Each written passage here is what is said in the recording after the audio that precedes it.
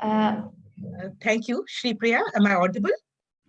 yes, ma'am. Perfect. Okay, thank you for your kind introduction.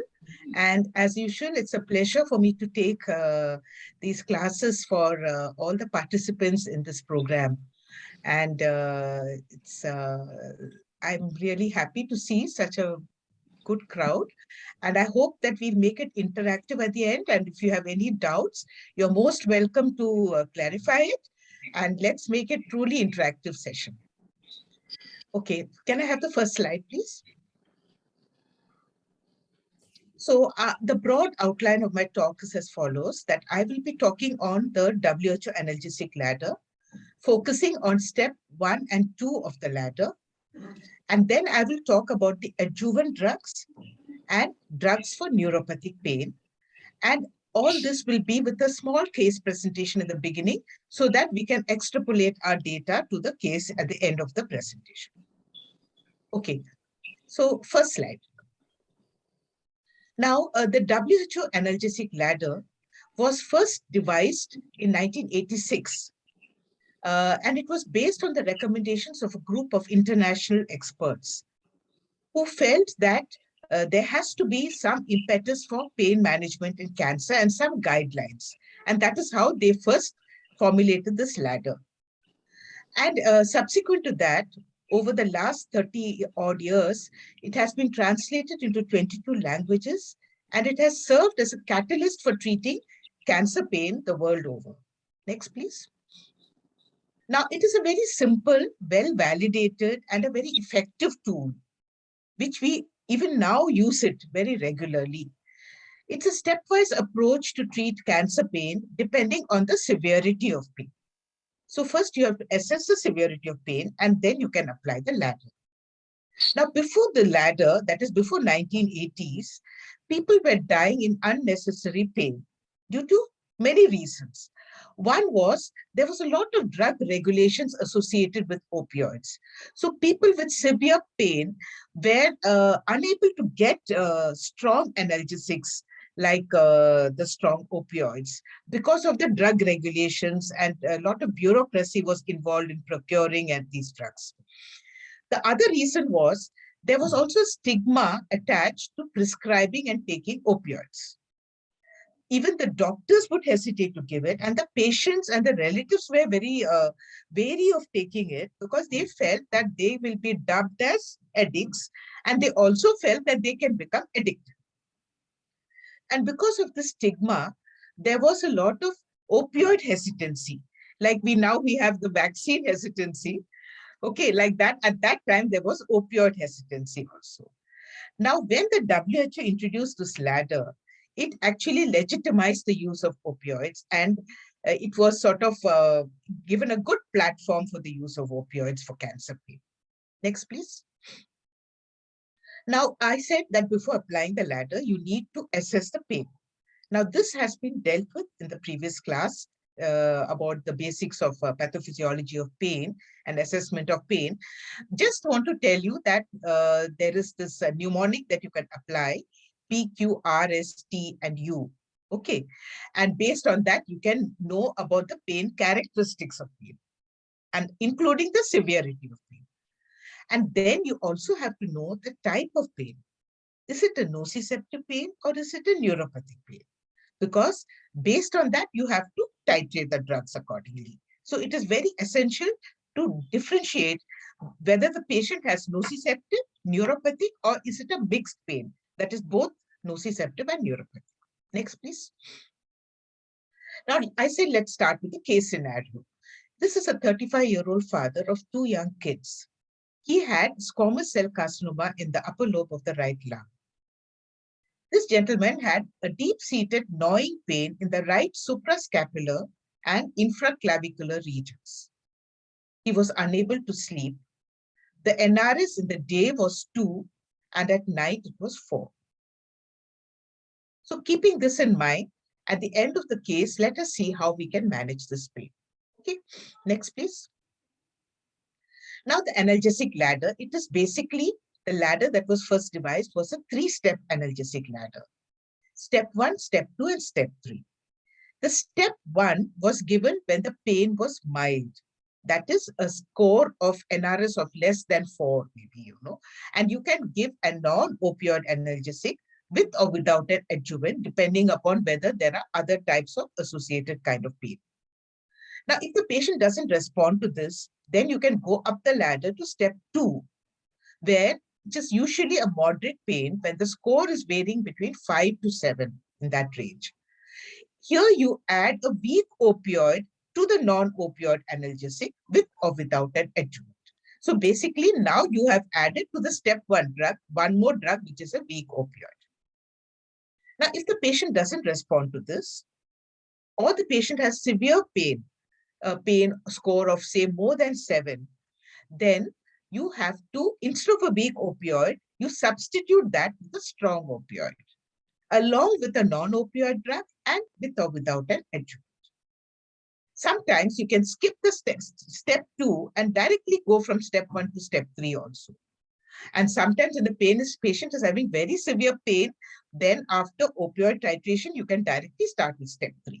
But this is basically a guideline on how to treat the cancer pain. Next, please. Now, based on this ladder, next, nearly 71 to 76% of patients with cancer can get pain relief. So nearly 3/4 patients can get relief by just applying this ladder. Next, please. Now, what are the salient features of the ladder? The first and foremost is it is given, all the drugs of the ladder are given orally, that is by mouth. Just remember 3 very simple things of the ladder: by mouth, by ladder, by cloth. Okay. Now, by mouth is all these drugs are given orally. Now, that is a big advantage. Why? Because it can be given by, very suitable for home care, can be taken by the patient, can be given by the caregiver, or can be given by the visiting nurse who's visiting them at home. So that is a huge advantage with these drugs. The second is by the ladder. Like I mentioned, you start with step 1, and then according to the severity of pain, you move up the ladder. The third important thing is it is by the clock. By the clock means you give the drug based on the duration of action of the drug. That is the half-life of the drug. You do not give it according, when the pain appears, you give the drug. It's not like that. So you have to explain to the patient that you have to see, like if you're giving morphine, then every 4 hours, irrespective of whether the pain has come back or not, you have to give the drug. Or if you're giving a drug like paracetamol, you have to give it every 6 hours. So you have to tell them that if it is morphine, you start at 6 o'clock in the morning or whatever time it is.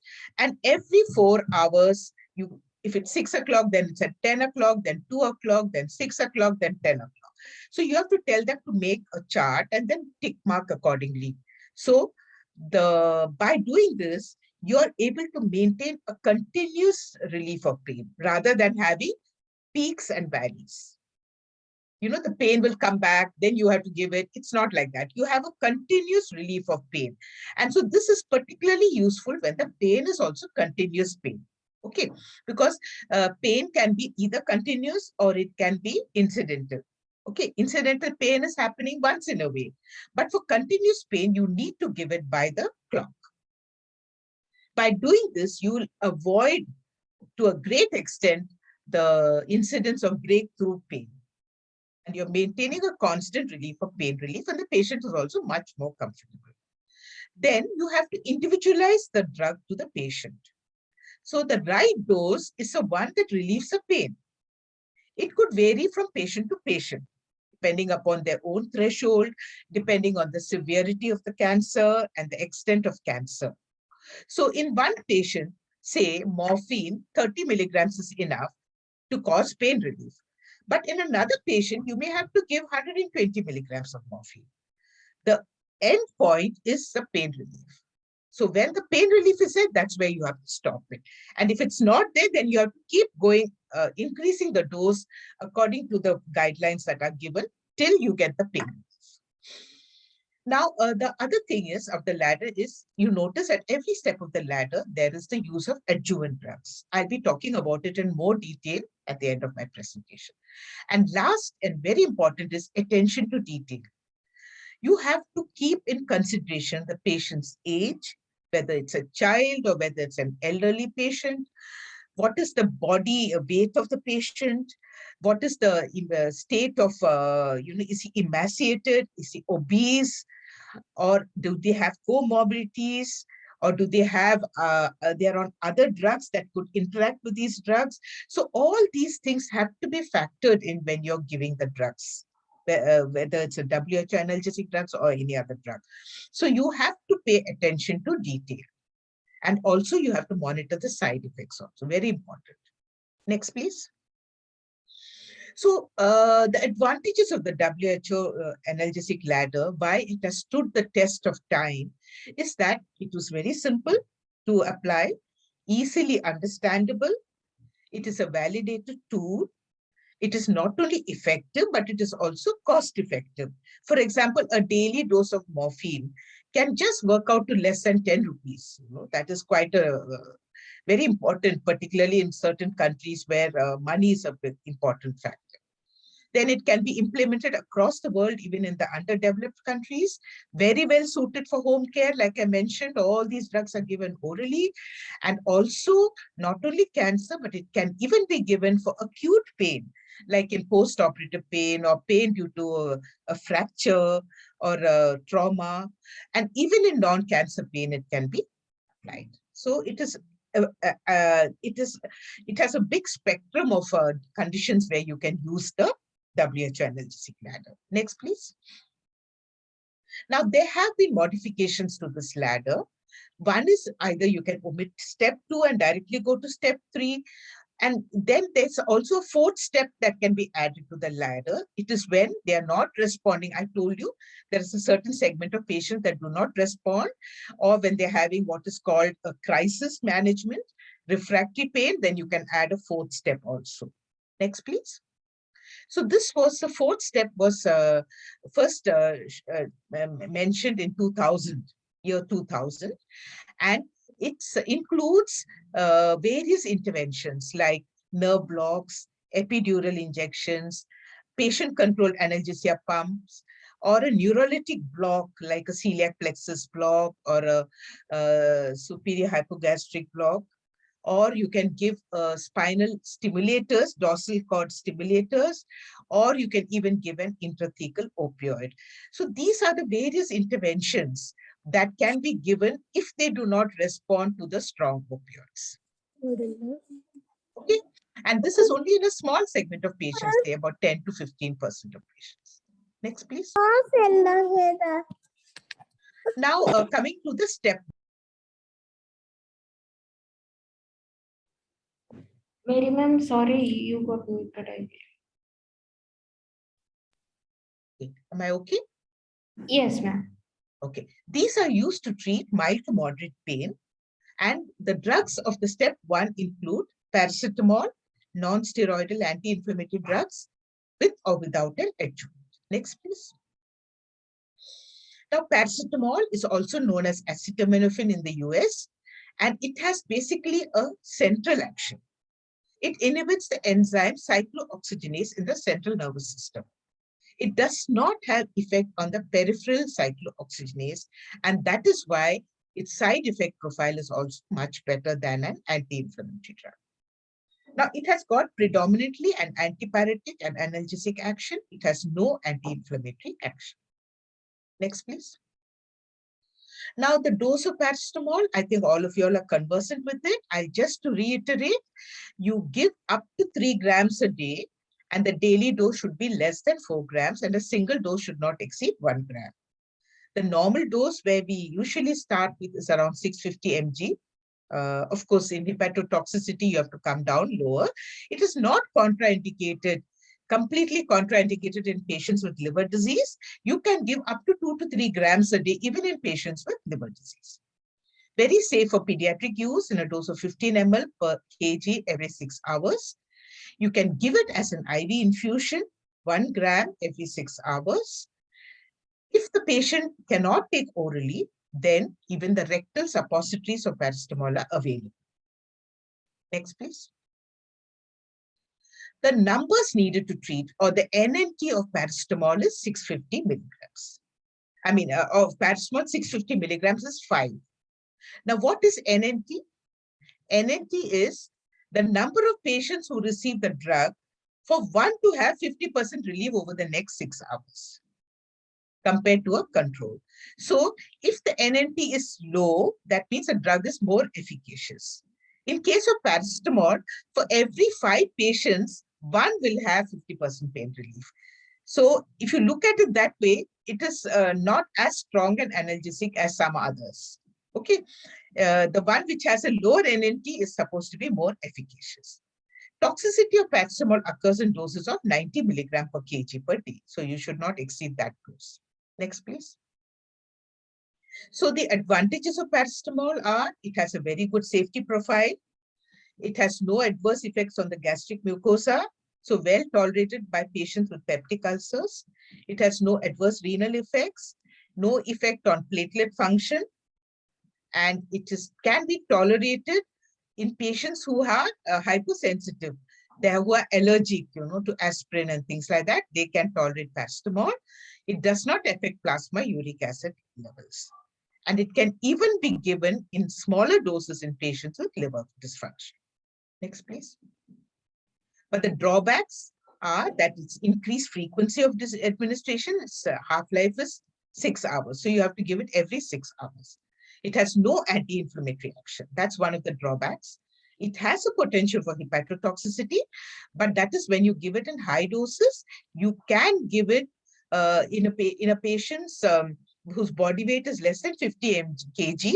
You can restrict the dose to about 2 grams. Next, please. So, like I said, it's a very important drug in the WHO analgesic ladder because of its safety profile and because of its opioid sparing effect. Like when you combine with an opioid in step 2 and step 3, it can actually decrease the total amount of opioids that you're giving. That's called an opioid sparing effect. So it's added at every step of the ladder, like I mentioned. It can be given with NSAIDs. It can be given with tramadol. It can be given with opioids. When you give it with NSAIDs, the numbers needed to treat, or NNT, improves to 2. So that becomes an effective analgesic. Next, please. Now, the next drug of the step 1 drug is the non-steroidal anti-inflammatory drug. Next. Now, this acts at the peripheral cyclooxygenase, inhibits the enzyme that is the peripheral cyclooxygenase, unlike paracetamol, which inhibits the central cyclooxygenase. Now, this enzyme is a very important enzyme in the arachidonic acid cascade, which ultimately produce the tissue and the inflammatory prostaglandins that causes the inflammatory and pain reactions. So, prostaglandins, how do they cause pain? It's because they cause what is called peripheral sensitization. That is, when there is a tissue damage, there is release of prostaglandins through the arachidonic acid. Tissue injury and breakdown of the cell membrane causes the release of prostaglandins by the cyclooxygenase enzyme. And this causes what is called peripheral sensitization. Now, when peripheral sensitization occurs, the pain signal is amplified. So, this paracetamol, when you give an anti-inflammatory drug, it decreases the peripheral sensitization. So it is basically used in nociceptive pain, which is associated with inflammation. Next, please. So this is a cycle. If you have a tissue injury, please look at the right side. There is release of phospholipids, which is converted into arachidonic acid. And then this enzyme cyclooxygenase is produced, which converts arachidonic acid to the prostaglandins, which mediate the inflammation and pain. But there is also another cyclooxygenase, that is the COX-1, which is a housekeeping or a constitutive enzyme. And this is the one that mediates the physiological responses of the body, that it protects the stomach and the kidney and facilitates platelet aggregation. So but the anti-inflammatory drug is inhibiting if you look at the non-steroidal anti-inflammatory drugs, they will be inhibiting both COX-1 and COX-2. So when it inhibits the COX-2, it is causing anti-inflammatory effect. But when it inhibits the COX-1, it interferes with the physiological functions of the stomach, kidney, and the platelets. So that inhibition is undesirable. Okay. So now let's see how these NSAIDs work. Next, please. So there are two types of NSAIDs. The non-selective NSAIDs interferes with both COX-1 and COX-2. But the selective COX-2 NSAIDs interferes only with COX-2, so it preserves the effect of COX-1. Next, please. So the non-selective NSAIDs that are commonly used are ibuprofen, naproxen, and aspirin. Now, because it is inhibiting both COX-1 and COX-2, by inhibiting COX-1, it is producing an adverse effect because it is inhibiting the physiological functions of the COX-1. So that can lead to GI side effects, hypersensitivity reactions, bronchospasm, or adverse renal effects. But because it is inhibiting the COX-2, it causes the beneficial effect, which is the anti-inflammatory effect, the analgesic and the antipyretic effect. So these non-selective NSAIDs is a double-edged sword with both adverse and beneficial effects because of inhibiting both COX-1 and COX-2. Next, please. So ibuprofen, which is commonly known as Brufen, is given in a dose of 400 mg every 6 to 8 hours, and its maximum dose is 1 to 2 grams. Its NNT is very good. It's a very good analgesic. Its NNT is 2. That means for every 2 patients, 1 will get pain relief. Now, naproxen is another non-selective NSAID in a dose of 250 to 500 mg twice daily, orally or even as a suppository. Its NNT is also not bad. It is 2.7, but it's eliminated by the kidney. Next, please. So because of the COX-1, I said, inhibition, it can cause adverse cardiovascular effects, renal effects, gastrointestinal effects, and it can also cause a hypersensitivity reactions. So that should be kept in mind when we're giving these NSAIDs. Next, please. Now coming to the selective COX-2 inhibitors. They are inhibiting only the COX-2 and the COX-1 function is preserved. That means the physiological functions are preserved. The examples of COX-2 inhibitors are etoricoxib, popularly called leucoxia, in a dose of 60, 90, or 120 mg once a day only. Then you have celecoxib, which is a dose of 100 to 200 mg twice daily. And diclofenac is also a COX-2 inhibitor, can be given either orally or intravenously in a dose of 50 mg 8 hourly, maximum 150 mg per day. Its NNT is also very good. It has got an NNT of 2. Next, please. Now, you also have topical NSAIDs. They can produce this analgesic effect, although it may not be as prominent as when it's given through the other routes, but with this less in a risk of systemic absorption and toxicity. So the various topical NSAIDs that are available as gels or creams are ibuprofen, diclofenac, piroxicam, and ketoprofen. Next, please. Now coming to selective COX-2 inhibitors. We said that they are inhibiting only COX-2 and they're preserving the effect of COX-1. But are they really as safe as the non-selective COX inhibitors? Where the GI is concerned, it is safe. Okay, that means it does not, in fact, have the GI toxicity, the COX-2, selective COX-2 inhibitors. But where renal damage is concerned, it is comparable to the non-selective NSAID. So it doesn't have an advantage where the renal damage is concerned. On the other hand, it can be prothrombotic. And there are more likelihood of myocardial infarction and stroke in patients taking COX-2 inhibitors as compared to certain COX-1, non-selective COX inhibitors. So in fact, rofecoxib was one of the selective COX-2 inhibitors, which was taken off the US market in 2004 because of the incidence of these prothrombotic effects. So in such patients who have comorbidities like cerebrovascular or cardiovascular complications or comorbidities, then the preferred NSAIDs would be ibuprofen, or naproxen. Next, please. So when you look at the risk factors for NSAIDs toxicity, the GI factors for GI toxicity include advanced, that means basically they are contraindications. Their advanced age, we should not give them for long durations. When there's upper GI symptoms or a bleed, or when there is a concurrent use of aspirin, steroids, or anticoagulants, then you can avoid NSAIDs. For renal toxicity, again, advanced age, dehydration. People who are taking these anti-inflammatory drugs, they should be adequately hydrated because then less chances of renal damage.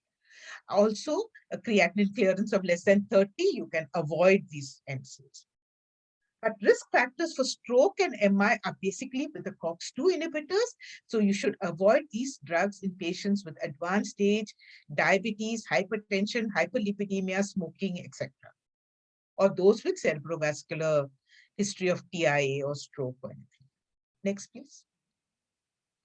Now, having covered step 1, let's move on to step 2 drugs. Now, step 2 drugs are the weak opioids. They are not controlled in the sense that compared to morphine, you don't have to go through so much of paperwork when you're ordering these step 2 drugs.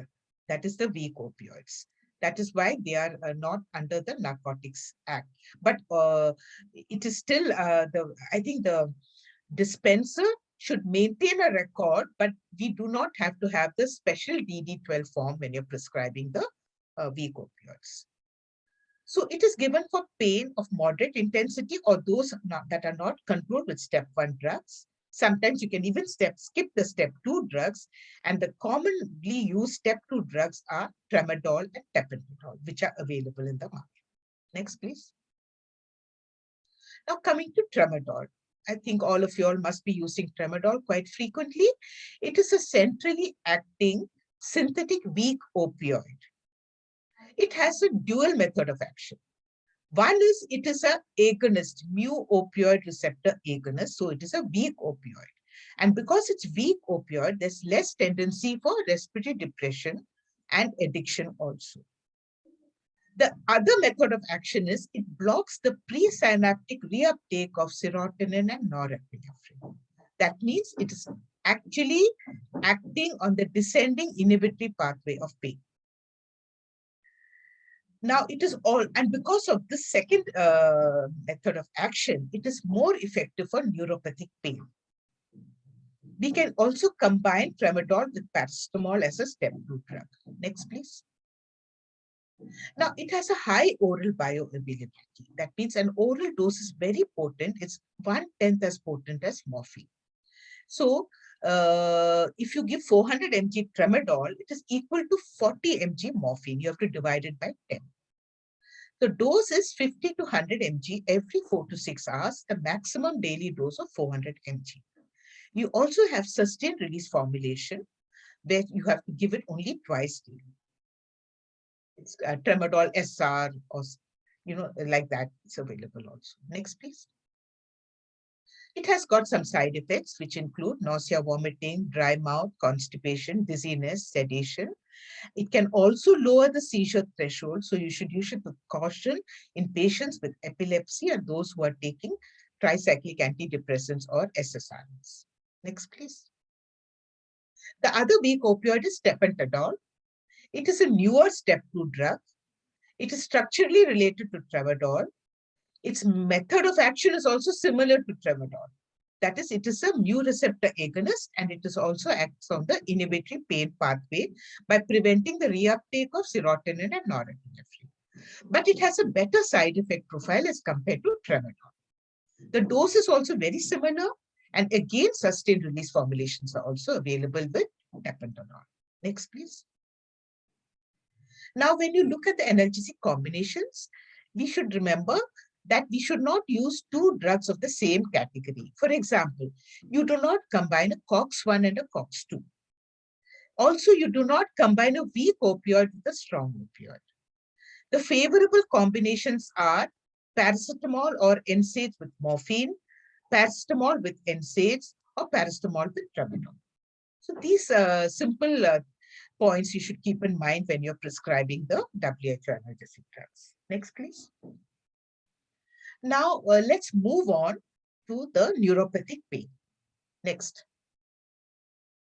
Now, cancer pain is multifaceted. It is not just nociceptive. That is, it is not just because of tissue injury. It could be because of muscle spasm. There could be a bowel obstruction. There could be neuropathic pain when the nerves are involved, or there could be bone pain, or there could be other symptoms also, like lack of sleep or anxiety or constipation. So this is where the role of adjuvant drugs matters. Next, please.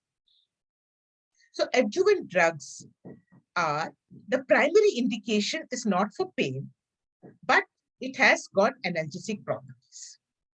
So for example, if you take an anticonvulsant drug, the primary indication may be for treatment of seizures, but it has got analgesic properties as well. So that is why it's called adjuvant drugs, or it's also called co-analgesics, because they're co-administered with other analgesics of the WHO lab. Next, please. Okay, so adjuvant drugs can be broadly classified as multi-purpose drugs or specific types of drugs. Specific types of drugs are given for specific types of pain. For example, neuropathic pain, or bone pain, or musculoskeletal pain, or bowel obstruction pain.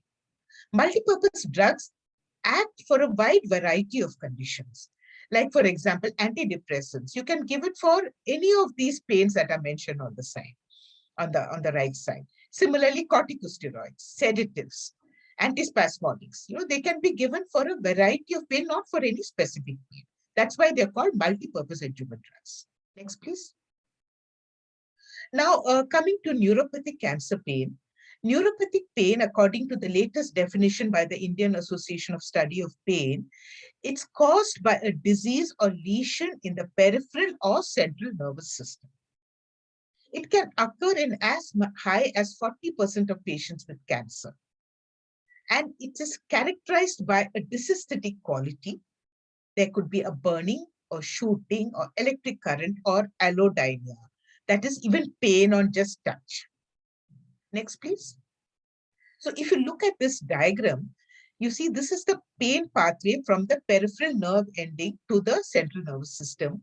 So the nociceptive pain is because of the tissue injury at the periphery. Anything beyond that comes under neuropathic pain. That is the whole of the peripheral nerve or in the central nervous system. They all come under neuropathic characteristics. Okay. Next. So it could be because of either direct invasion or compression of the nerve because of the cancer, or it could be due to the treatment of cancer as well. Like, for example, chemotherapy-induced peripheral neuropathies because of the chemotherapy effects on the peripheral nerve. It could be radiation-induced. It could be because of the surgical excision of the tumor causing injury to nerve. And also, a significant number of cancer survivors who had been on chemotherapy can still have neuropathic pain long after their treatment is over. So it is quite a resistant type of pain. Next, please. The drugs that are commonly used for neuropathic pain are the anticonvulsants, antidepressants, the step 3 drugs like methadone, and the step 2 drugs like tramadol and tapentadol. And less commonly used drugs are the local anesthetics, the NMDA antagonists, corticosteroids, and GABA agonists. Next, please. Next. So there is a neuropathic pain ladder also. In the neuropathic pain ladder, in step 1, you can give either an antidepressant or an anti-epileptic. In step 2, that is when it's not responding to step 1, you have to combine an antidepressant and an anti-epileptic. In step 3, we give an NMDA antagonist. And in step 4, you give a local anesthetic like lidocaine. Next, please. This is just a broad outline. You have to titrate it depending upon the patients. Now, anticonvulsants. This is, like I said, the step 1, first line of treatment of neuropathic pain. Why are anticonvulsants used for neuropathic pain? Because both epilepsy and pain have a similar pathophysiology. In both, there is neuronal hyperexcitability, and these anticonvulsants actually dampen the neuronal excitability. key. And the commonly used drugs are gabapentin, pregabalin, and sodium valproate. Next, please. How do these gabapentinoids act in neuropathic pain? They actually bind to the voltage-gated calcium channels, preventing the calcium influx into the presynaptic neuron. And as a consequence, there is less release of the excitatory neurotransmitter in the synapse, and consequently, less postsynaptic neuronal hyperexcitation. That is how they are acting, by preventing the influx of calcium and release of the excitatory neurotransmitter that mediates the pain. Next, please. So the commonly used anticonvulsants are gabapentin and pregabalin. So they are very effective in neuropathic pain, and it's fairly well tolerated by patients, provided you stick to the way it has to be titrated. But it has side effects like somnolence, dizziness, ataxia, fatigue, impaired concentration, edema, and weight gain also. Next, please. These have to be explained to the patient. Now, gabapentin, its oral bioavailability is less predictable as compared to pregabalin. And so you have to titrate it slowly in multiple steps till you get the right dose. But the main advantage is it's less expensive. Whereas in pregabalin, you can titrate in just 2 to 3 steps, but it is definitely more expensive than gabapentin. Next, please. Now, next first line drug is antidepressants. These drugs, the analgesic effect of these antidepressants occurs earlier and at lower doses as compared to its antidepressant effect. That means for treating depression, you have to give much higher doses of these antidepressant drugs. So in cancer patients, many a time, the patients are depressed, are anxious, they have insomnia. So these drugs can be very good as it can treat those symptoms as well. How do these antidepressants act?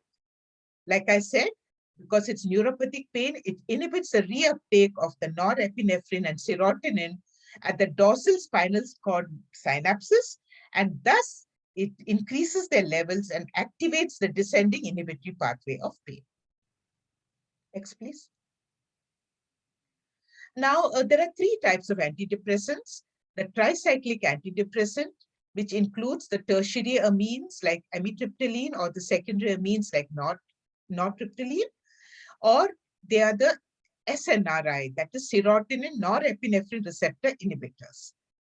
Or they could be SSRI, selective serotonin receptor inhibitor. These include escitalopram, citalopram, but they are mainly effective for anxiety and depression. The analgesic effect is definitely less as compared to the tricyclic antidepressants and the SNRIs. Next, please. So if you look at the analgesic effect, the TCA is strong analgesic as compared to the SNRI, which is stronger than SSRI. And where the side effects are concerned, it's the other way around. The TCA has more side effects than SNRI and the SSRI. Next, please. Now, the side effects of the tricyclic antidepressants are the central nervous system, which causes somnolence, drowsiness, mental clouding, and even suicidal tendencies. It has got the anticholinergic effect or the antimuscarinic effect, and that causes the dry mouth. It can precipitate glaucoma. It can cause blurred vision. It can cause tachycardia, urinary retention, constipation, and orthostatic hypotension. So these have to be explained to the patients before we start the TCA. Next, please. The contraindications are those with cardiac conduction defects and arrhythmias, those who are having prostatic hypertrophy, or those with glaucoma. Next, please. How do we start the drugs? Amitriptyline, you start in a dose of 10 mg and increase it every 3 to 5 days till you get the desired effect. You can go up to 50 to 100 mg per day. Nortriptyline also in a dose of 10 to 25 mg. Anticonvulsants, gabapentin, you can start with 100 mg or sometimes even 300 mg, and you can titrate upwards. Pregabalin, start at 75 mg and then go higher, up to 450 mg per day. Just remember, dose adjustment should be done for the medically ill and patients with renal dysfunction. Next, please. What are the other drugs in neuropathic pain? Now, ketamine. Now, ketamine acts at the NMDA receptor in the dorsal horn of the spinal cord. So it is an antagonist. It's an NMDA receptor antagonist. And it is used in those neuropathic pain that are unresponsive to the antidepressants and the anticonvulsants. Next, please. Now, it has got side effects like dysphoria, hallucinations, nausea, vomiting, dizziness. And to prevent these psychotomimetic effects, you can give haloperidol and benzodiazepine along with the ketamine. Next, please. In some patients, it can cause liver injury. This case reports have been reported, so we need to monitor the liver function when you're giving prolonged or repeated ketamine infusion. Next. Ketamine has been abused for recreational purposes in many Western countries, and these people can land up with vesicopathy or lower urinary tract symptoms. It usually resolves after cessation of therapy. Next, please. So how do we give ketamine? I take another few minutes. I'll complete the presentation. Now, ketamine is normally an anesthetic drug, but for analgesia, it is given in sub-anesthetic doses. For example, oral ketamine, you give in a dose of 10 to 25 mg TDS. It can be given even in the home setting. If you want to give subcutaneous or IV ketamine infusion, you can give in a dose of 50 to 100 mg per day and maximum 200 mg per day. You give it in a syringe pump. But in patients who are refractory to pain, cancer, neuropathic pain, you can give what is called a burst ketamine or a pulse course of ketamine, in which you start with 100 mg in 24 hours for 3 days. If it is not effective, then you escalate it to 300 mg in 24 hours for 3 days. If it's not effective, you can go up to 500 mg in 24 hours. If that is not effective, then you have to stop it. And this is given in a hospital setting with using a syringe pump and adequate monitoring. Cannot be given in a home setting. Next, please. Now, local anesthetics. I said they also act by decreasing the neuronal excitability at the level of the sodium channels. Very effective in neuropathic pain, but it particularly the intractable crescendo type of neuropathic pain. But it can cause serious toxicity. Next, please. It is given as an IV local anesthetic infusion in a dose of 5 mg per kg over 1 hour. You add this dose to 500 ml of normal saline and give it over 1 hour, monitoring the cardiac status during that time of infusion.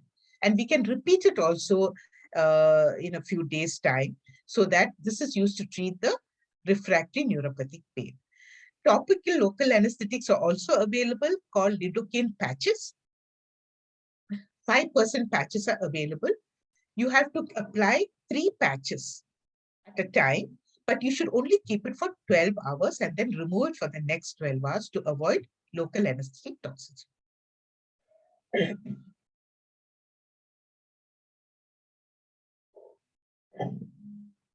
Next, please.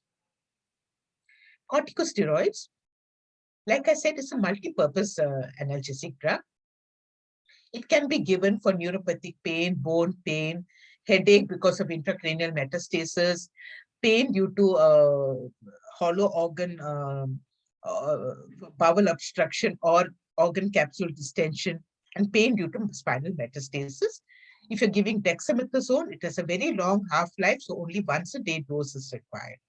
But it should be always given in the morning steroids so that it won't cause insomnia. Next, please.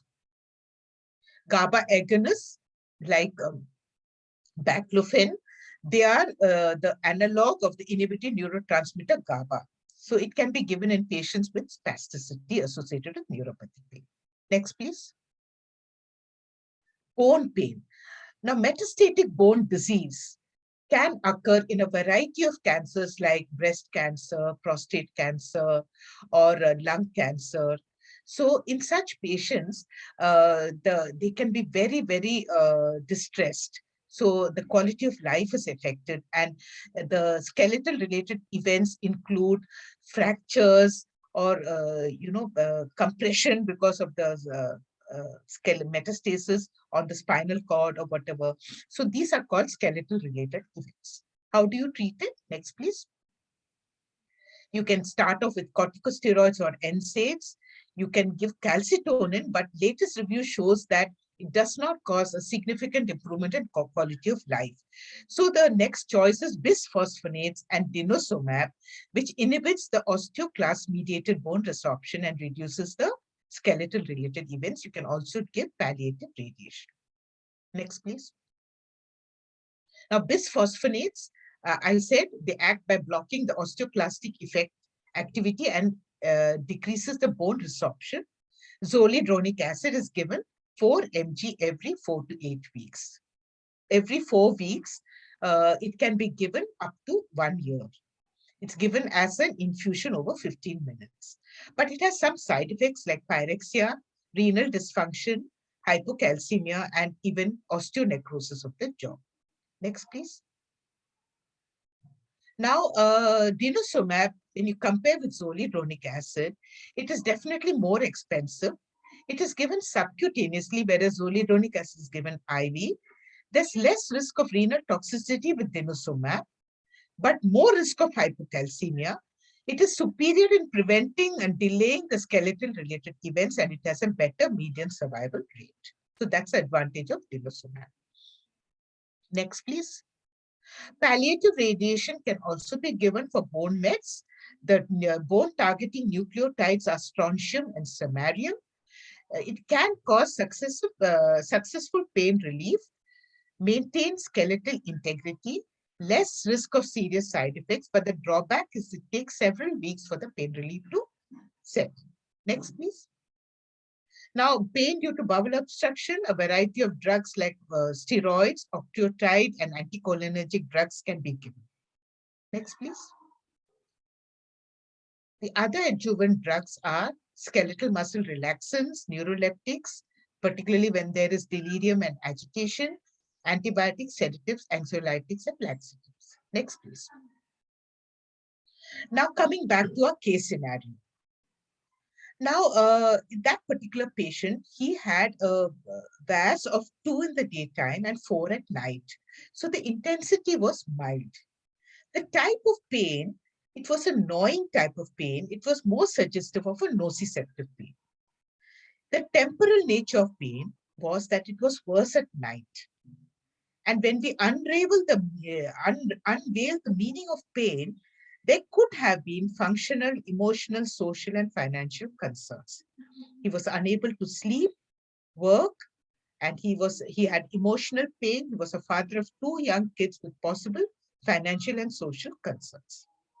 So based on that, what is a drug that I would give to this patient? Next, please. We can give a drug like a WHO step 1 drug would be effective because the pain is also mild pain.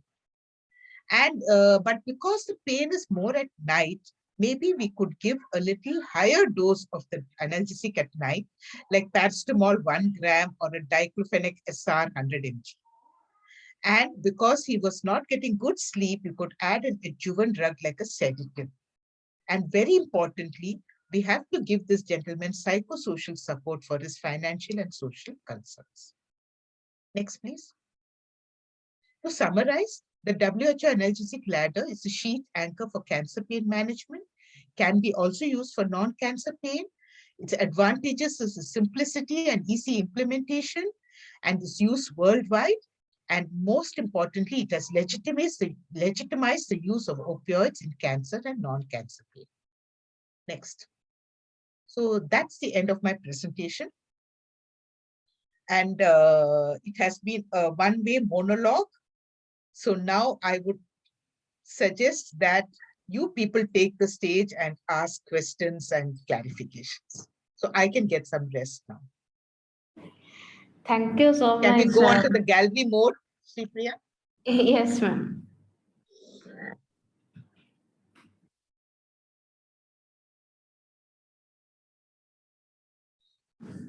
Thank you so much, Mary ma'am, for that wonderful presentation. I believe our participants might be having some queries or insights to share. Just like we have one participant from Malaysia, Dr. C, and he was sharing one info that the recommended dose for paracetamol in Malaysia is 1 gram TDS per QID. Thank you for that information, doctor. Yeah. You can go up to 1 gram TDS of QID, up to 4 grams, not more than that. But here we generally start off with 650 mg and then we can step it up. Any other questions? The forum is open for questions now. Or comments also?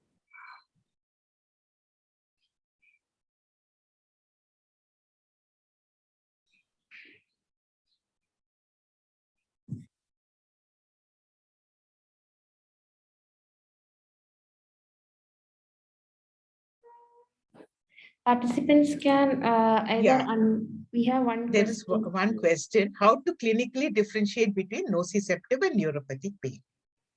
Okay, that's a good question, because based on that, you have to apply the ladder. So nociceptive pain is usually because of tissue injury. Neuropathic pain is because of the peripheral nerve and the central nervous system being involved. So nociceptive pain is typically a sharp pain, like a gnawing pain, and it is if it is abdominal pain also, it can be a little diffuse, but otherwise it is a sharp gnawing pain. Okay. And neuropathic pain, on the other hand, has got a dysesthetic quality. It could be burning. It could be electric current-like pain because of the nerve involvement. There could be allodynia, that is pain on touch. Even a simple touch will cause pain. Or there could be secondary hyperalgesia. That means a pinprick will cause more pain than it's normally supposed to cause. So these are the characteristics of a neuropathic pain. Okay, so it's very, that is how you have to differentiate between a nociceptive and a neuropathic pain. There will be numbness and tingling also with neuropathic pain, which is not present with nociceptive pain.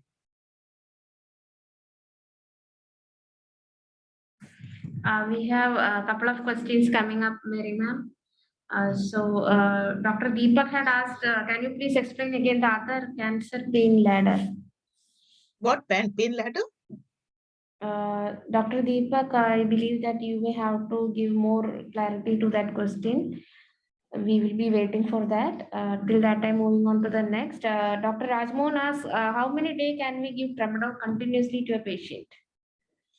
It can be given because tramadol has does not affect the renal function. So particularly when a patient has cancer, you have to give it till the patient, because as long as the patient has pain, you can continue giving tramadol.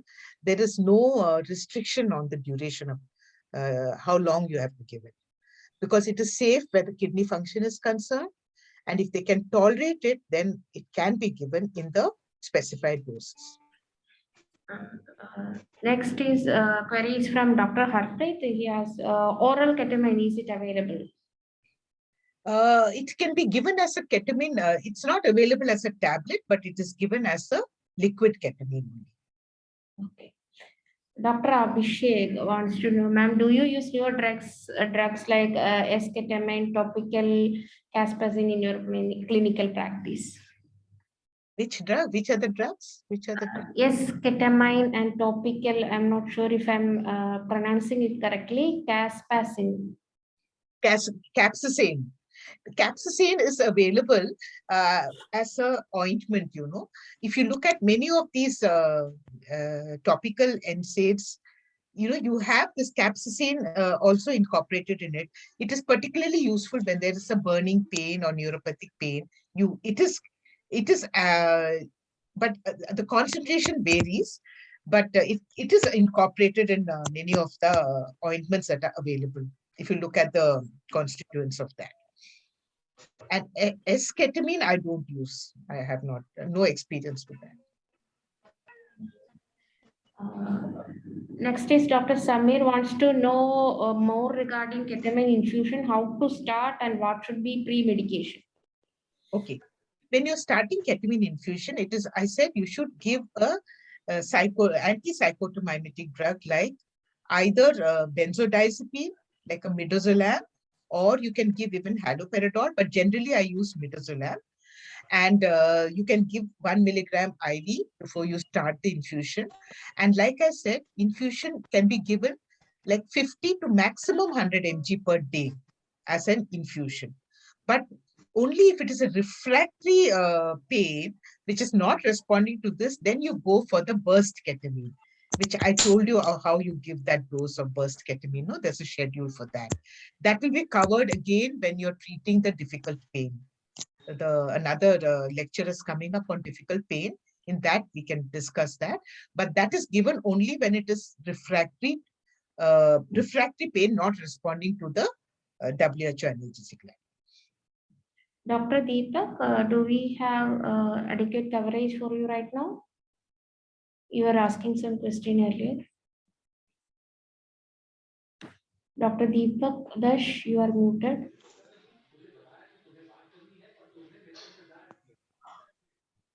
I think he's having some connectivity issue. Dr. Arpita, you had raised your hand. You would like to ask something or say something? Yes, ma'am. Ma'am, we are in our college. We are dealing with patients who are coming for surgeries after they have been diagnosed with cancer. It can be treatment. It can be for palliative care. Ma'am, how do we ensure that we are giving adequate pain relief, ma'am? Or we are handling medication with relation? I mean, how do we know that we are giving adequate pain relief, ma'am? Okay. So we have various tools to assess pain, right? There are tools like the unidimensional tools like the visual analog score, the numerical rating score, and also there are even multidimensional tools like Miguel's pain questionnaire and things like that. But normally we use these unidimensional tools that is measuring the intensity or the severity of pain, which is a visual analog score. So you have to monitor this regularly, like pain is a fifth vital sign. Like you're measuring the pulse, blood pressure, temperature, respiration. You also have to measure pain at that specified time.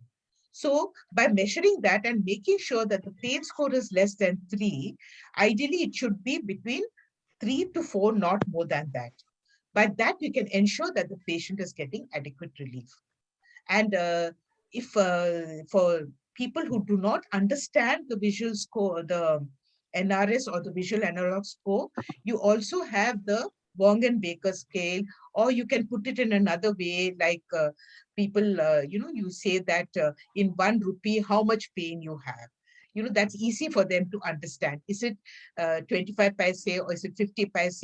People who are not that literate, you can ask it like that. So this has to be monitored along with the other vital signs, because now it has been told that there is this is the fifth vital sign. It has to be regularly monitored in all patients in hospital, especially those who are undergoing surgery. Ma'am, what I meant to ask was, ma'am, cancer patients, they're already in pain. They are Okay. at a certain level of medication. If they're undergoing a surgery, ma'am, what is happening? New receptors for pain is developing. And how do we deal with that so that we ensure that post-operative, as we are dealing with adequate pain relief, ma'am? So, because the pain relief that they are receiving prior to surgery, it may not be adequate. Yeah, you have to step up the drugs, no? Depending on whether the pain is nociceptive or neuropathic or a combination. Very often it is a mixed pain. It has got both nociceptive and neuropathic components. So you just go up the ladder. That's it. Okay, ma'am. So if it's more of neuropathic, then you add more of the neuropathic drugs. Or if it is mainly nociceptive, then you can keep going up. You can go up to the step 3 drugs also. And sometimes you may have to add maybe a patient control analgesia, or maybe that will be dealt with the class on difficult pain, in which you can change the route or change the the kind of medication that you're given. So all that can be discussed then. But otherwise, you may have to resort to IV or subcutaneous also infusion if it is not responding to oral. So you have to just step up the drugs. But ultimately, the end point is pain relief to the patient. Ma'am, also, ma'am, one more thing. Also, ma'am, one more thing is that, ma'am, sorry, ma'am, for the introduction. Ma'am, during I mean, while the patient is undergoing a surgery, and if at any point of time sedatives are added, does that does not does that mean that during the anesthesia phase, and because of the addition of a sedative, is the patient receiving enough pain relief? See, one thing in anesthesia is we should always treat pain and not just sedate. If you sedate in the presence of pain, the patient gets more restless. So you have to provide adequate analgesia. That can be made out by the autonomic system reaction only, whether they have Yes, a ma'am. tachycardia, perspiration, pupils are getting dilated. So that means they are having pain, although they are sedated. So we need to treat the pain, very, very important. In the presence of pain, we should not sedate the patient. Sedation is not enough because the patient is, he's sedated, but he's having pain and it will manifest by autonomic reaction. So you have to treat the pain as well. Okay. And then sedate the patient, not otherwise. Not That's very otherwise. Yes, important. Yeah. yes, ma'am. Thank you so much, ma'am. Thank you, Dr. Arpita. Dr. Deepak, do we have you back again? Yeah, I'm back. Good evening, ma'am. I Yes. just wanted to ask that the ladder which you just explained in your presentation regarding the other drugs that we use, I just missed out on that part. So I just saw the last glimpse of that ladder where Which this ladder? TCAs, the tricyclic antidepressants and anticonvulsants were started from the very first ladder. Yeah. That is a neuropathic pain ladder you're talking about. Yeah, ma'am. Uh-huh. So in that, the step one or the first line of treatment is either an anticonvulsant or an antidepressant. Can we get that slide back, Shri Priya? Yes, ma'am. Neuropathic pain ladder. The first line is either an anticonvulsant or an antidepressant. If it is not responding to one of these, then the second line will be combine the two, both anticonvulsant and antidepressant. That means you're giving a gabapentin along with a TCA. Okay, combine the two. If it is not responding to that, then you can add a NMDA antagonist like a ketamine. And if it is not responding to that also, then you can go for refractory pain. You can next go to a local anesthetic infusion. Okay, So okay, that is a okay. neuropathic pain ladder. Okay. Is that clear Okay, now? ma'am.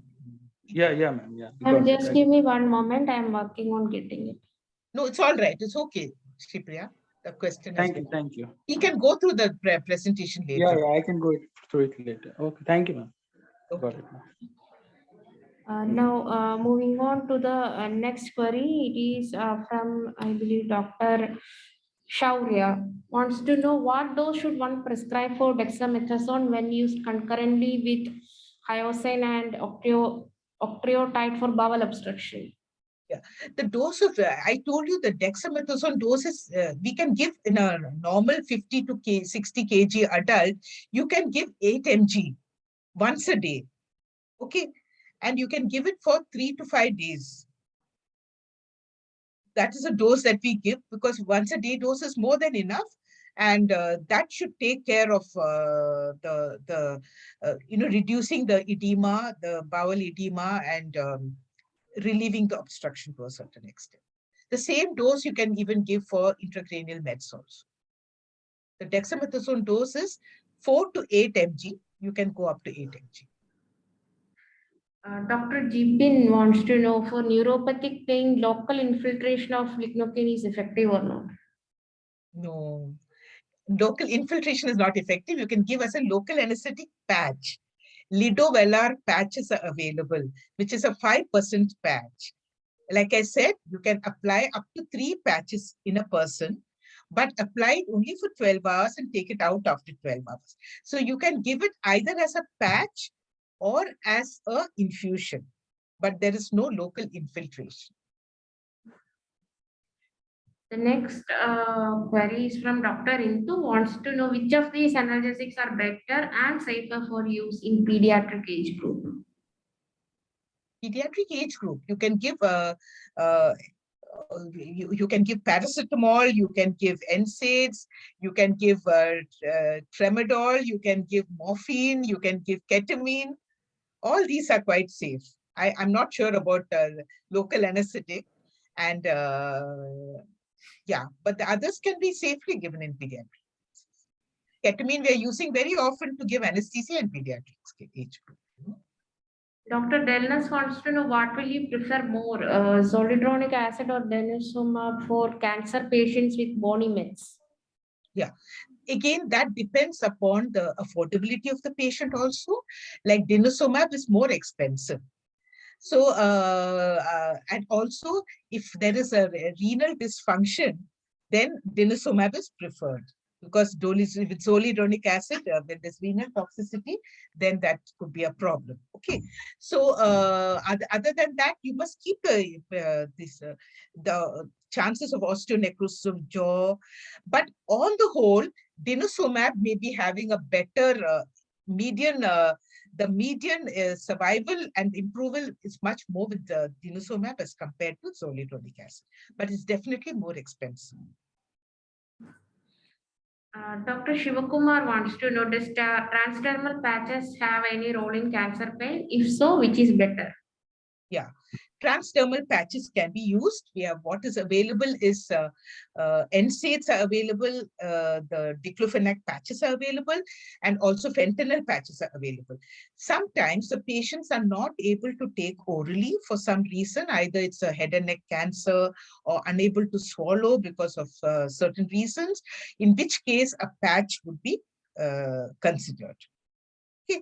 A fentanyl patch can be given instead of taking oral drugs, which may not be feasible in certain patients. Then we can give fentanyl patches. We can give the equi-analgesic patches. How much morphine, you can convert it into the fentanyl patch. For example, if you give 25 mics patch, that is equal to 30 milligrams morphine. I believe Dr. Purnima Devi, your query was also answered. You had asked for the role of fentanyl patches. Moving on to the next query, Dr. Swami Pranaka wants to know, do you recommend nasal NSAID sprays? Is it effective? Any Nasal what? experience? Nasal NSAID sprays. Nasal NSAID spray, I've not heard about any of the nasal. I don't know any. You know anything? Let me also know about it.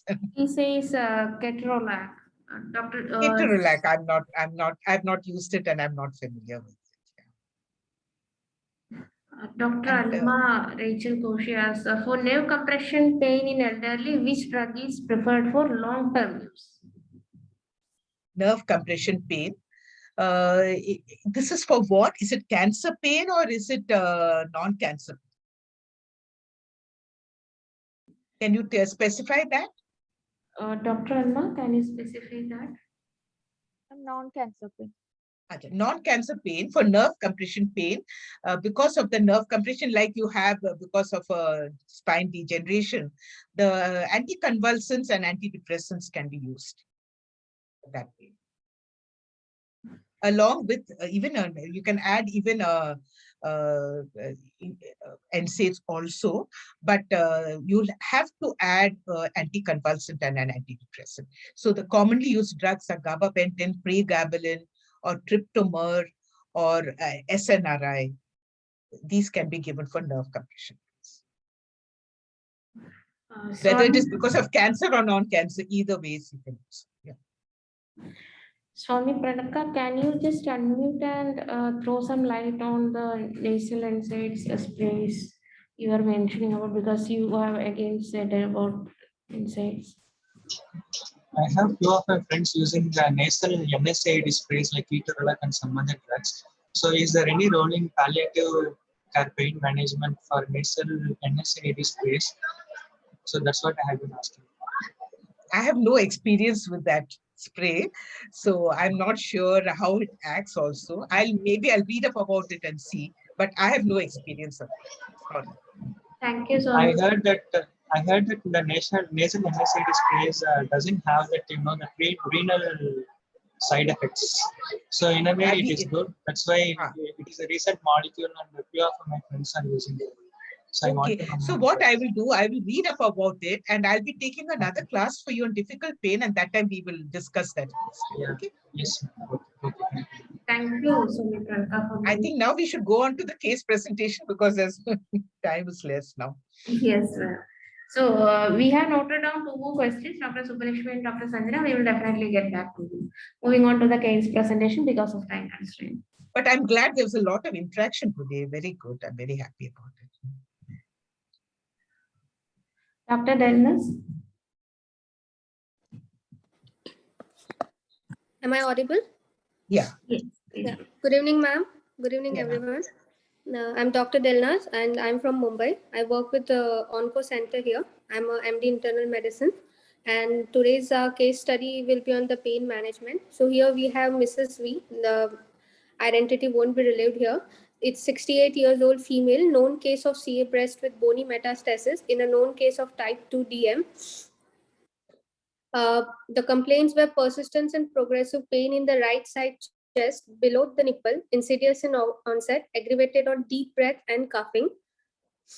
The history of illness patient was diagnosed with carcinoma left breast in 2017. She underwent upfront surgery, that is left MRM with axillary clearance in 2017. She then received adjuvant chemotherapy, that are 4 cycles of AC, adriamycin and cyclophosphamide, followed by 12 cycles of injection paclitaxel, which was weekly, and was put on hormonal tablet in form of tablet letrozole. In December 2021, she presented with complaints of right-sided chest pain and back pain. On general examination, the condition is fair. The temperature is 97 degree, the pulse of 98 beats per minute, which is regular, and BP of 136 by 90, normal saturation. The systemic examination was also within normal limit. The routine workup shows CBC normal. LFT shows increased raised alkaline phosphatase with normal RFT levels. A whole body PET scan was done, which was suggestive of multiple bony lesion in ribs, sternum, and dorsolumbar vertebrae. Patient was then started on tablet paracetamol 500 mg, 2 tablets thrice a day with tramadol capsule, 1 tablet thrice a day. She was given injection zoledronic acid 4 mg IV once a month, and she was counseled for palliative radiation therapy as well. Going to the psychosocial aspect, she's a widow who lost her husband and only son in COVID pandemic last year. She had a love marriage and since then it was abandoned by her brothers and family. Lives alone on a month pension of approx 5,000 rupees per month. She managed her previous treatment from raising money from charitable organization, and current investigation was done from her own savings. She is on the whole depressed person and has no will to live. She is a devout Hindu and has stopped going to temple post her COVID tragedy. Her main concerns are pain, undignified death. She is not concerned about finances as she is not willing for any further oncology treatment. The summary is she is a 68 years old female with old metastatic carcinoma breast with extensive bony mets. So discussion points over here we can have is how can we provide an adequate pain control for her? How do we ensure she has a peaceful, dignified death? And should she be motivated for further treatment? Thank you, Dr. Delnas, for bringing in the case presentation for today. Mary ma'am, over to you, your views and the audience interaction. Delnas, you didn't mention that with this particular analgesic regime, what is the pain score? Is she still having a lot of pain? It's above, ma'am, 6 and 7. With this, it is not responding, that means, No, she is still having 6 to 7 pain, but because she is little depressed and all now after last year COVID experience, she has little differentiation with the scale as well. Sometimes when you ask her, she'll say कि थोड़ा कम है. Other time she will say नहीं आज बहुत ज़्यादा है, back pain भी है, body ache भी है. So it varies from 6 to 7 in the scale. So now it is now open for everyone. Anybody would like to comment on how they will manage this patient? This is a known case of breast cancer with bony mets. And she's having pain. She's depressed. She doesn't have the will to live. She doesn't want to take further treatment. So I would open it up, like anybody would like to comment on how you will manage it. Can we have a gallery view for this?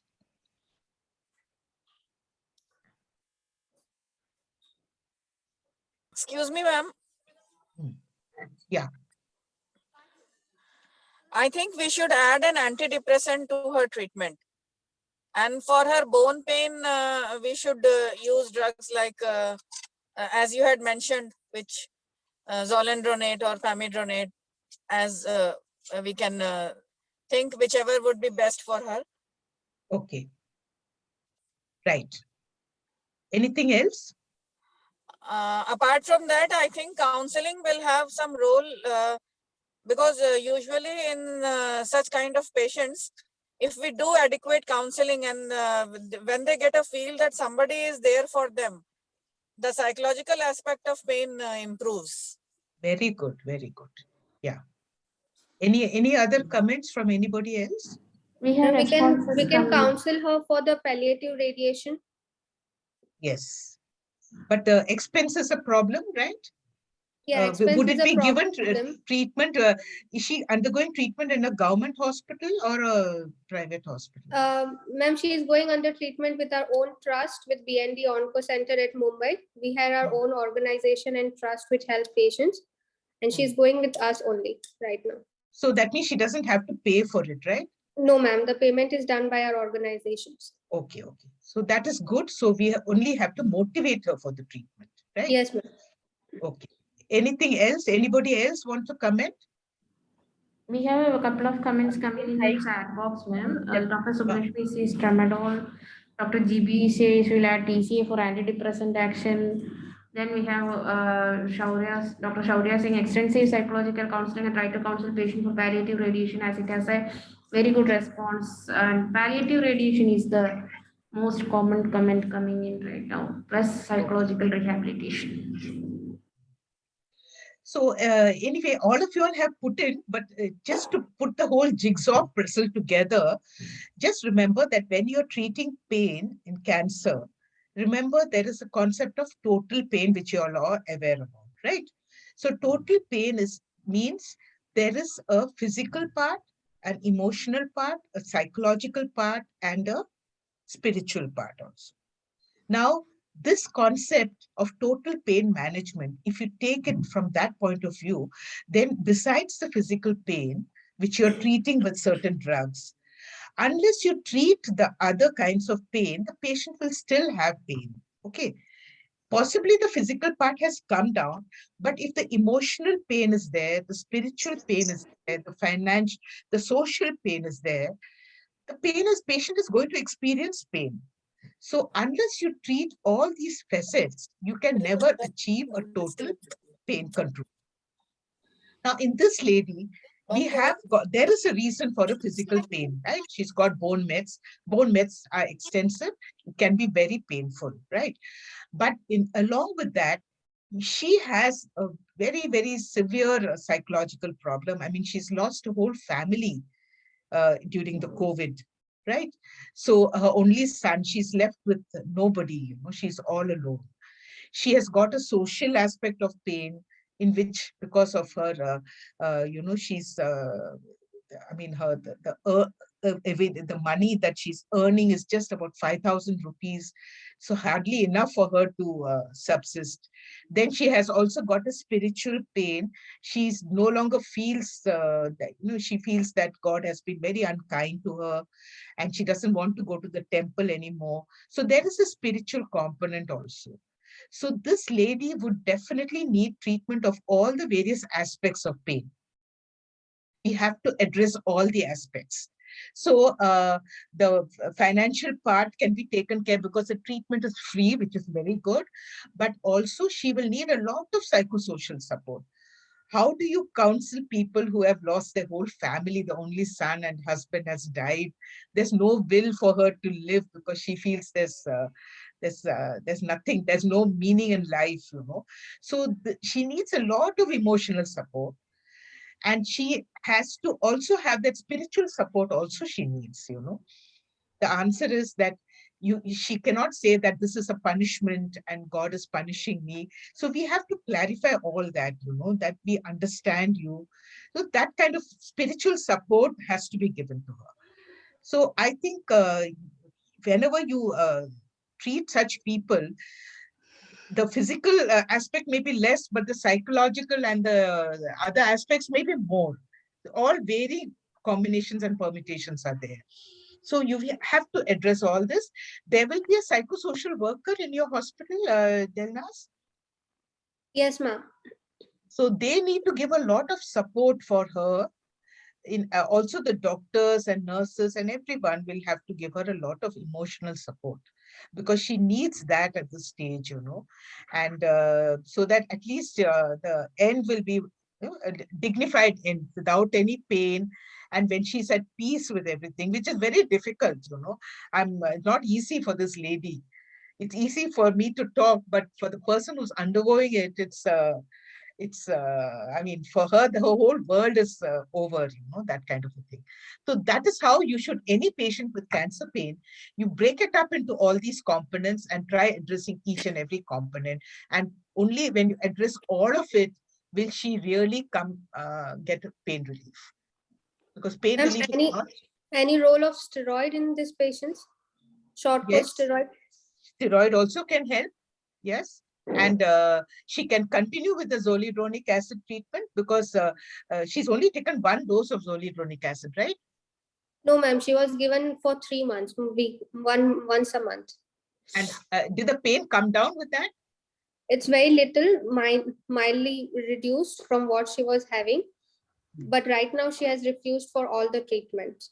Yeah. For that refusal, we'll have to counsel her. You see, we have to sort of counsel her why she needs to take the treatment. Okay. Yes, ma'am. Because you have to tell them that, see, all of us have lives that are finite, you know, we all have to die one day. You know, it's not that we can live forever. So we have to explain that to her, that, you know, we understand you, but then it will happen with anybody. And so, I mean, it's very delicate issue, but it has to be done. You know, maybe the counselor will have a better way of addressing these problems, but she has to be motivated to take the treatment, so that at least she has pain relief. You know? And then all the other concerns also need to be addressed in her. Dr. Arpita, you have something to add? Yes, ma'am. For this particular patient, even if adequate pain relief is being done, ma'am, what you said is very correct, because this patient is having emotional trauma right from that time that she was married, ma'am. When she had taken a decision and gone ahead and married with her choice, and then dejected by her family and rejected. Now at this point of time, even with COVID, she suffered a very huge emotional loss. So adequate, I don't know how to say adequate, but the adequate will never be enough for this lady. But emotional support or care groups where people can give her emotional support, where she is felt that she is made felt that she is being taken care of. There are people to take care of. There are people to worry. Emotional support will help her in a long way, ma'am. Especially Yes, yes. even to accept the treatment that is being given, because there are times when patients just refuse the treatment because they are wanting to just die. Yes, yes, I know that. Yeah. So that's very important, you know, because she should be made to feel wanted and important also, you know. She must be thinking now that she's no one cares for her. So that feeling of that you are also very important, and it's important that you take the treatment. So a lot of, you know, what should I say, hand holding has to be done for her at this stage. Yes, so ma'am. that at least she is pain-free at the time when she's passing away. That's important. Yes, ma'am.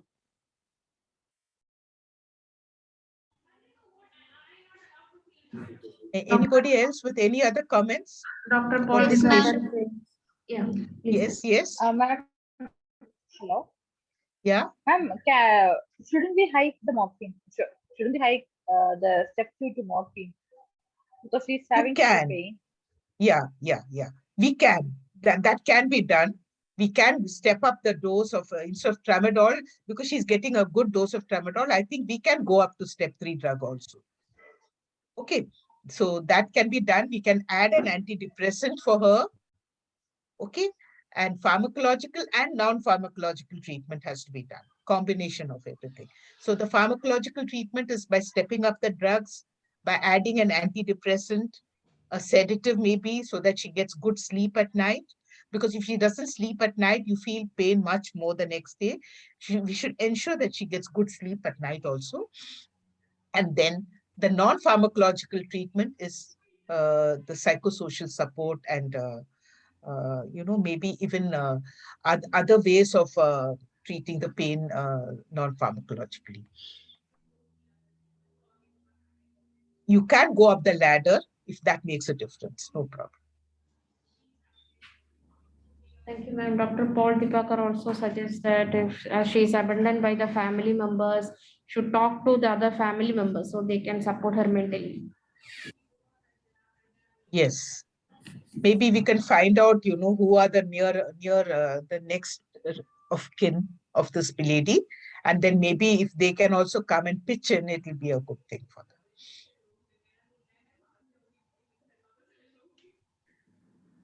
Any other inputs we can take in, because we are nearing the end of our session?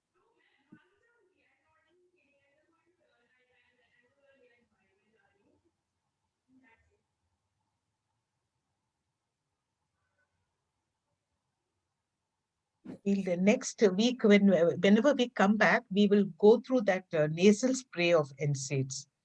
Yeah, I'll just read up about it. I also don't know much about it. I'll have to read. Sure, ma'am. As a non-medical person, as a common man, also, like when I was going through Dr. Dalina's case, like all of you said, when somebody is feeling that the purpose of life is over, when all the family members are gone, when the purpose of life is over, maybe we just need to make her realize that no, the purpose is not over, because each and every life in this world is having a purpose. And maybe once we guide her to understand what her purpose of life is, like maybe motivating the other people around her, maybe that could work out a little bit. Yes.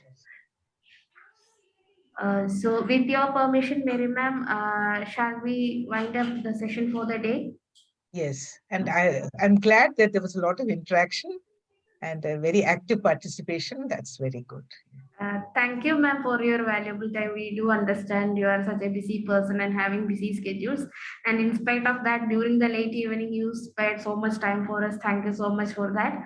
And with that note, we are winding up today's session. Please don't forget to leave your feedbacks. We have shared the link in the chat box as well as in the WhatsApp group, because your feedbacks are very, very valuable for us to improve. So with that note, this is Sripriya signing off for the day from the Tips Echo desk. Everyone, please stay safe, stay healthy, enjoy your weekend. See you in the next session. Bye bye.